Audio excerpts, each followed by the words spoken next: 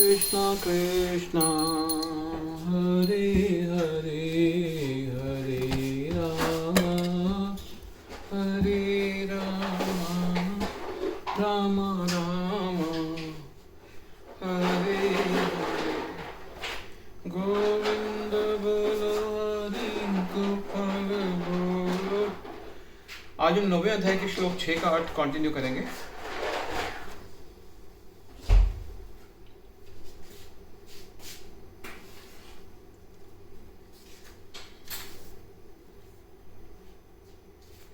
इस प्रकार प्रत्येक वस्तु उनकी इच्छा के अधीन गतिशील है।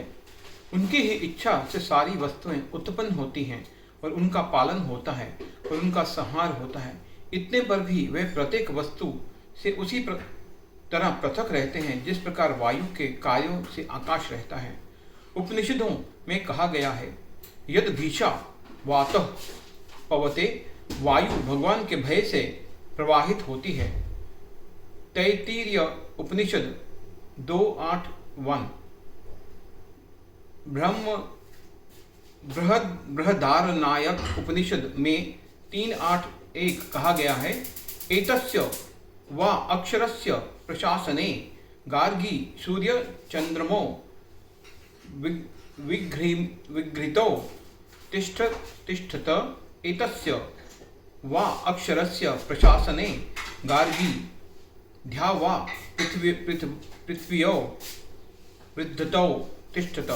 भगवान की अध्यक्षता में परम आदेश से चंद्रमा, सूर्य तथा अन्य विशाल लोग घूम रहे हैं। ब्रह्म संहिता में 552 में कहा गया है, यक्षुरेश सविता सकल ग्रहानां राजा समस्त सुरमूर्ति शेष तेजः यस्याज्ञा भ्रमति सभृत काल चक्रो गोविंद मादि पुरुषम तमहम भजामि। यह सूर्य की गति का वर्णन है। कहा गया है कि सूर्य भगवान का एक नेत्र है और इसमें ताप तथा प्रकाश फैलाने की अपार शक्ति है। तो भी वह गोविंद की परम इच्छा और आदेश के अनुसार अपनी कक्षा में घूमता रहता है। अतः वह वैदिक साहित्य से इसके प्रमाण प्राप्त हैं कि यह विचित्र तथा विशाल लगने वाला भौतिक सृष्टि पूरी तरह भगवान के वश में है। इसकी व्याख्या इसी अध्याय के अगले श्लोक में की गई है। सर्वभूतानि कौन्तेय प्रकृतिं यान्ति मामिकां कल्पक्षये पुनस्तानि कल्पादौ विसृजाम्यहम्।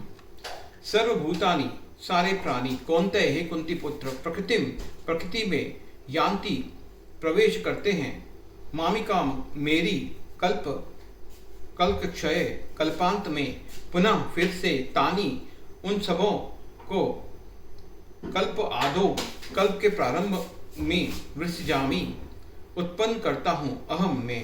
हे कुंती पुत्र, कल्प का अंत होने पर सारे प्राणी मेरी प्रकृति में प्रवेश करते हैं और अन्य कल्प के प्रारंभ होने पर मैं उन्हें अपनी शक्ति से पुनः उत्पन्न करता हूँ। तात्पर्य, इस विराट भौतिक अभिव्यक्ति का सृजन, पालन तथा संहार पूर्णतया भगवान की परम इच्छा पर निर्भर है। कल्पक्षय का अर्थ है ब्रह्मा की मृत्यु होने पर ब्रह्मा 100 वर्ष जीवित रहते हैं और उनका एक दिन हमारे 430 कितने 1 2 3 4 5 6 7 zeros वर्षों तक के तुल्य है। रात्रि भी इतने ही वर्षों की होती है। ब्रह्मा के एक महीने में ऐसी 30 दिन तथा 30 रातें होती हैं और उनके एक वर्ष में ऐसे 12 महीने होते हैं। ऐसे 100 वर्षों के बाद जब ब्रह्मा की मृत्यु होती है तो प्रलय हो जाती है, जिसका अर्थ है कि भगवान द्वारा प्रकट शक्ति पुनः सिमट कर उन्हीं में चली जाती है। हरे कृष्णा कृष्णा कृष्णा।